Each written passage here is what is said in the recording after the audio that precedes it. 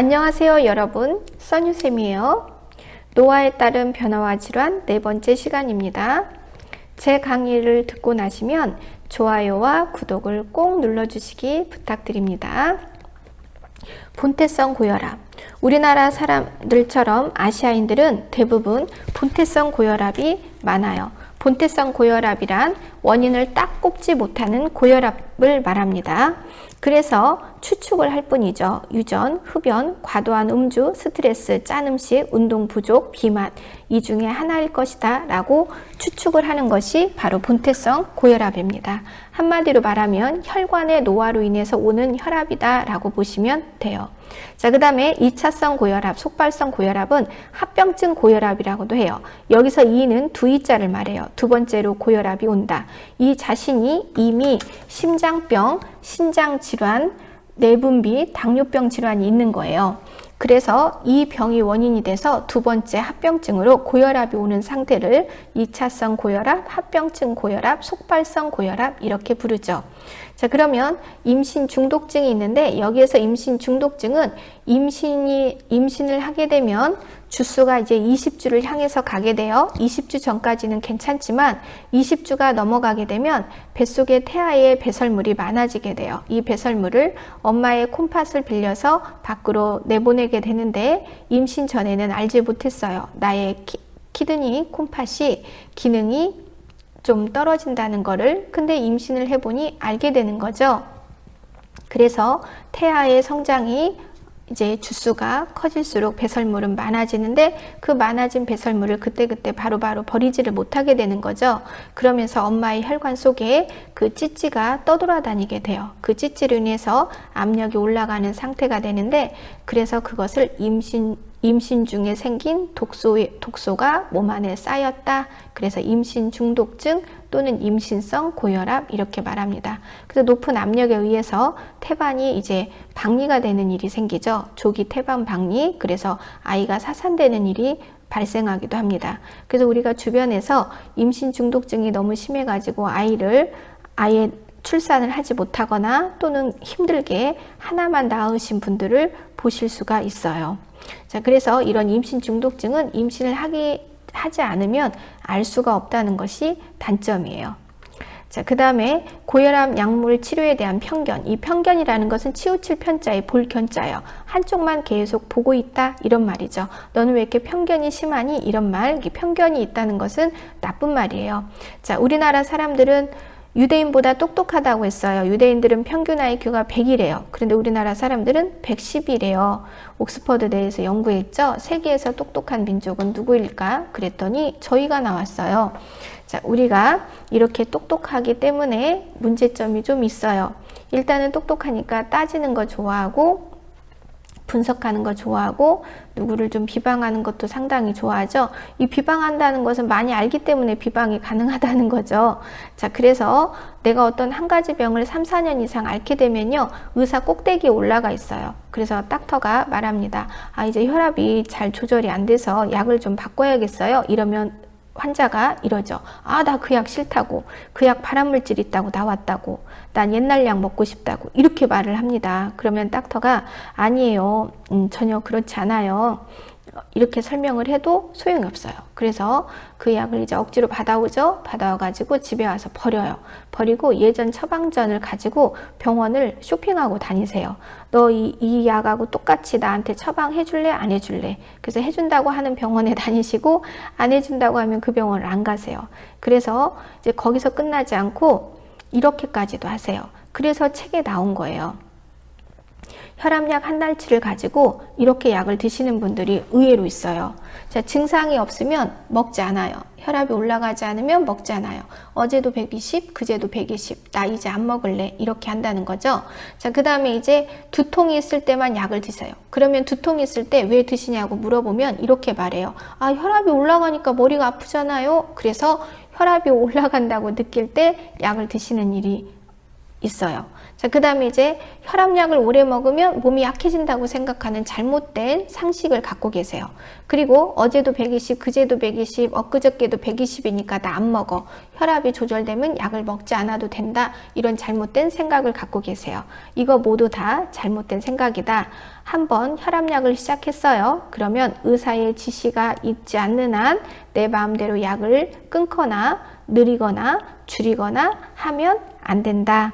그래서 증상이 없으면 치료하지 않아도 된다. 잘못됐다. 두통이 있을 때만 약을 먹는다. 잘못됐다. 혈압약을 오래 먹으면 몸이 약해진다. 오히려 혈압약을 안 먹으면 큰일 나요. 혈압이 조절되면 약을 먹지 않아도 된다. 자, 그러면 우리가 혈압약, 당뇨약, 심장약 이런 약들은요, 내가 많이 머무는 곳에 비상으로 좀 놓고 계셔야 돼요. 일단은 내 몸이고요. 내 옷주머니에 혈압약, 당뇨약, 심장약, 니트로글리세린 이런 것들은 갖고 계셔야 된다는 거예요. 그리고 내 차, 내 직장, 내 집 이런 데 비상시에 약이 있어야 돼요. 우리가 혈압약은 보통 하루에 한 번이지만 그날따라 회사에서 스트레스를 너무 많이 받아서 뒷골이 땡겨요. 그러면 한 번쯤 더 드시는 거 괜찮습니다. 오늘 회식이 있어서 과식을 했어요. 그러면 당뇨약 한 번쯤 더 드시는 거 오히려 괜찮습니다. 가장 이상적인 건 어떤 불길한 사인이 왔을 때 병원에 바로 가는 것이지만 그렇지 못하고 시간을 지쳐야 될 때는 본인이 갖고 계신 약을 한 번 더 드시는 거 나쁘지 않습니다. 증상, 그래서 이제 압력이 올라가요. 자, 압력이 올라가면 그 압력을 견디지 못해서 혈관이 파열이 되는 경우가 있어요. 자, 그러면 우리가 뇌는 반대로 생각하시면 돼요. 가이표. 그래서 왼쪽 뇌, 좌측 뇌가 손상이 되면 오른쪽 팔다리를 못 쓰게 되죠. 우측 팔다리를 못 쓰게 되고, 그리고 우측 팔다리 마비가 오면서 왼쪽 뇌는 공부뇌라고 불러요. 그래서 기억력 장애가 오고요. 기억력에 문제가 오고, 그 다음에 언어장애, 말하는 언어 장애가 올 수가 있고요. 그 다음에 이제 기억력 장애, 언어 장애가 오면 이분들은 차후에 치매로 진행이 빨라요. 그러면서 치매로 진행하면서 장수의 길로 이제 접어들게 되는 거죠. 자, 오른쪽 뇌, 우측 뇌가 이제 우측에 있는 혈관, 뇌의 혈관이 손상이 됐어요. 그러면 왼쪽 팔다리를 못 쓰기도 하지만 전체적인 운동장애가 와요. 오른쪽 뇌는 우리가 운동뇌라고 불러요. 왼쪽 뇌는 공부뇌라고 부르고요. 자, 그래서 오른쪽 뇌가 손상이 되었을 때 이 사지마비 장애가 심해요. 사지마비 장애가 심하고, 그 다음에 운동장애가 더 심각하게 온다. 그래서 이분들은 오른쪽 뇌가 손상이 된 거기 때문에 기억력 장애 없으십니다. 기억력 장애 없고요. 그 다음에 언어 장애도 없어요. 그런데 그건 이제 이렇게 기억력을 잃지 않고 있기 때문에 우울증이 심하세요. 왜냐하면 몸은 못 쓰게 되었지만 과거에 내가 어떻게 살았던 사람이었는지, 얼마나 휘날리고 살았던 사람이었는지를 다 알죠. 그러니까 지금 사지를 제대로 쓰지 못하는 현실을 받아들이지 못하세요. 그래서 우울증이 심각하고 매우 굉장히 많이 심각해요. 그래서 이분들은 항우울증 치료까지 함께 들어가시고요. 그리고 자기 자신을 받아들이는데 오래 걸리십니다. 자, 이렇게 한 번쯤 혈관이 크게 손상이 되면요, 이미 다른 혈관들도 손상이 되어 있는 경우가 태반사예요. 그렇기 때문에 이제 살면서 약하게 또 혈관이 또 계속해서 파열이 되거든요. 자, 이렇게 우리가 혈관의 건강이 곧 나의 건강이다. 그래서 우리가 진입을 하는 동물이에요. 가장 높은 곳은 머리죠. 그래서 우리 혈관 중에서 가장 압력이 센 곳은 경동맥이라고 할 수 있어요. 저 높은 머리 꼭대기까지 피가 가야 하기 때문에 압력이 세죠. 그래서 우리가 직립보행을 하는 선물을 받았어요. 하지만 그 대가로 인해서 우리는 뇌출혈이라는 그 대가를 지불해야 된다는 거죠. 그래서 압력이 오를 때는 머리가 아파요. 우리가 뇌에는 뇌척수에게 압력이 있어요. 그래서 그것을 뇌압이라고 하죠. 뇌압은 20이 정상이에요. 그 다음에 눈동자에는 안액의 압력이 있어요. 안압도 20이 정상이에요. 혈액의 압력은 120에 80이 정상이에요. 이 세 압력은 세 자매, 삼 형제처럼 함께 움직여요. 그래서 어느 하나가 올라가면 나머지 하나도 올라가게 됩니다. 이렇게 압력이 올라가게 되면은 압력에 의해서 신경이 눌리고 혈관이 눌리고 그 근처 근육들이 눌리게 돼요. 그러면서 아프다라는 신호가 오죠. 그래서 두통이 찾아오게 돼요. 뇌압이 올라가면 자연히 두통이 오게 된다. 안압이 올라가도 눈이 아파요. 혈압이 올라가도 머리가 아파요. 함께 움직이니까. 그래서 압력이 올라가면 아프다. 그리고 이제 파열된 부위에 혈관 속에 들어있는 산소와 포도당을 받아 먹지 못하게 된 상태가 되니까 뇌가 제대로 작동할 수가 없게 되죠. 그래서 이제 마비가 찾아오게 되는 거죠. 자, 우리가 차라리 코피가 나고 그 다음에 눈에서도 가끔 피가 나요. 안압이 높아지고 뇌압이 높아지면. 그래서 차라리 코피가 나고 눈에서 피가 나서 오면은 피가 나면 차라리 빨리 병원으로 오는데 이렇게 눈에 보이지 않고 안에서 고여서 터진 경우가 더 나쁘죠. 그래서 갑자기 가슴이 답답하고 숨이 잘 쉬어지지 않는다? 그러면 빨리 병원으로 오셔야 됩니다. 그래서 이른 아침에 두통이 심각하게 심해도, 갑자기 이명이 들려도, 갑자기 수저를 떨어뜨리는 증상이 찾아와도, 코피가 갑자기 빵 하고 터지듯이 나고 멈추지 않고 가슴은 조이듯이 답답하다? 그러면은 빨리빨리 병원 응급실로 찾아가야 된다. 자, 치료 및 예방을 보시면은요. 일단은 혈압약을 처방을 받게 되죠. 자, 우리가 이렇게 압력이 높아서 오시게 되면은요. 일단은 약물을 쓰게 됩니다. 그래서 혈압 하강제, 이뇨제 등을 쓰면서 높은 압력을 밖으로 빼내게 돼요. 그러면 이제 이뇨라는 성분, 이뇨라는 것이 발생이 되면서 몸의 액체에 많아진 양을 밖으로 배설하게 되면서 압력이 떨어져요. 이렇게 해서 이제 압력이 순탄하게 떨어지면 약물 치료로 끝나는데, 약 기운이 떨어질 무렵에 다시 압력이 솟구치게 되는 거죠. 그러면 닥터가 말을 하게 돼요. 아무래도 열고 안에 고여 있는 거를 밖으로 빼내야겠습니다. 그래서 이제 외과적 치료법이 들어가게 되죠. 그럼 이 시점부터 우리는 약을 계속 먹게 되는 거예요. 이 시점부터 혈압약을 먹게 돼요. 이 시점부터 뇌압을 떨어뜨리는 약을 먹게 돼요. 이 시점부터 안압을 떨어뜨리는 약을 먹게 돼요. 이렇게 압력을 떨어뜨리는 약을 먹게 되면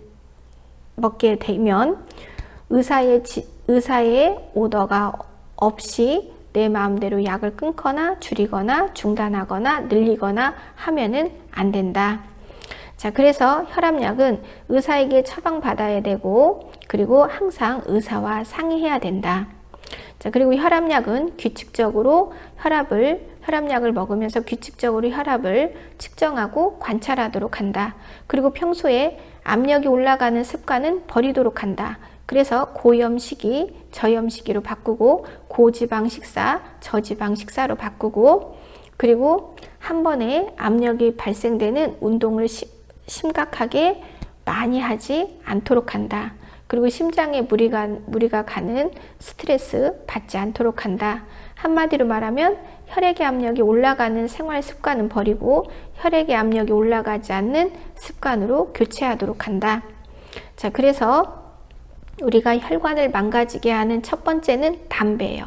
담배에 들어있는 성분들은 혈액의 압력을 올리고 산소를 박탈시켜서 담배를 피느라고 산소를 빼앗기거든요. 그러면서 혈관이 더 딱딱하고 더 망가져요.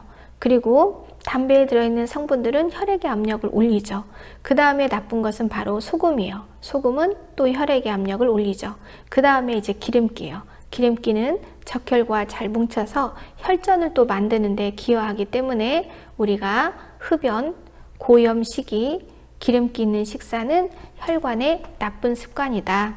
그래서 우리가 동맥경화를 진단을 받거나 심근경색 진단을 받으면 닥터의 첫 번째는 담배를 끊으라는 말이에요. 그래서 담배를 끊으셔야 치료가 잘 되지, 치료를 하면서 담배를 피면은 사실 치료가 큰 의미가 없게 됩니다.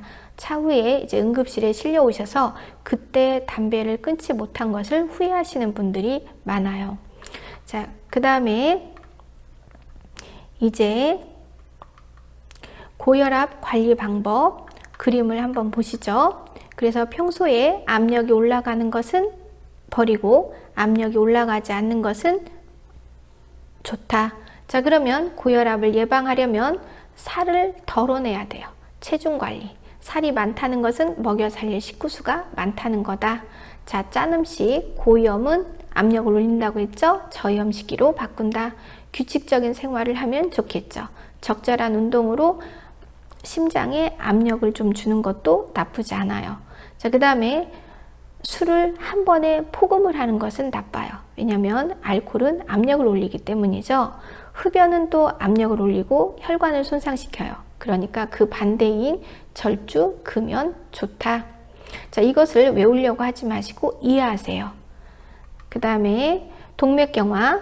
자, 동맥이 딱딱할 경, 딱딱해졌다. 자, 우리가 엄마 뱃속에서 태어난 지 50살이 되면 대부분 혈관이 이제 노화가 진행돼 있어요.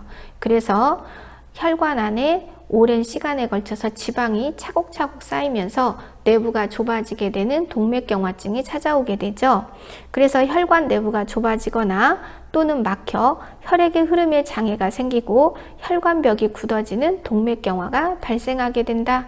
그런데 안타깝게도 우리가 동맥경화는 맨 처음 시작이 심장을 싸고 있는 관상동맥경화가 먼저 찾아옵니다. 그래서 이 동맥경화 앞에 사실은 관상동맥경화가 정답이에요. 그래서 관상동맥이라는 말이 생략이 돼 있는 거예요.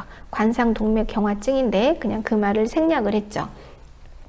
자, 그래서 이제 시원하게 피가 돌지 못하면서 피 속에 들어있는 산소와 포도당을 잘 받아 먹지 못하게 되면서 문제가 발생을 하는 거죠. 자, 전 세계 어디를 가도 이렇게 동맥이라는 혈관 안쪽에 이렇게 다닥다닥 낀 이물질을 이렇게 걷어내는 방법은 없어요. 여기에다가 스텐트를 박거나 아니면 이 부위를 잘라내고 인조혈관으로 잇거나 하는 방법 말고는 현재로서는 이 부위를 깔끔하게 처리하는 방법은 없다.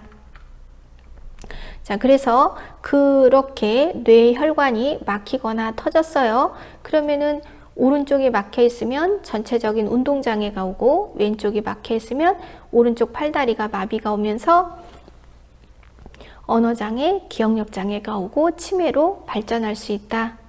자, 그 다음에 이제 이렇게 혈관이 파열되기 전에 전조 증상이 있죠. 가장 큰 전조 증상은 갑자기 한 달 전부터 손발이 유달리 더 차고 냉하고 저리고 다리가 잘 내 마음대로 이렇게 감각이 원활하게 되지 않아서 멍멍하고 저는 듯한 보행장애가 생기고 그 다음에 가슴이 예리한 칼날에 찔리듯이 협신증이 있고 가슴이 아파요. 흉통이 있고 답답하고 조이는 듯한 느낌이 있다.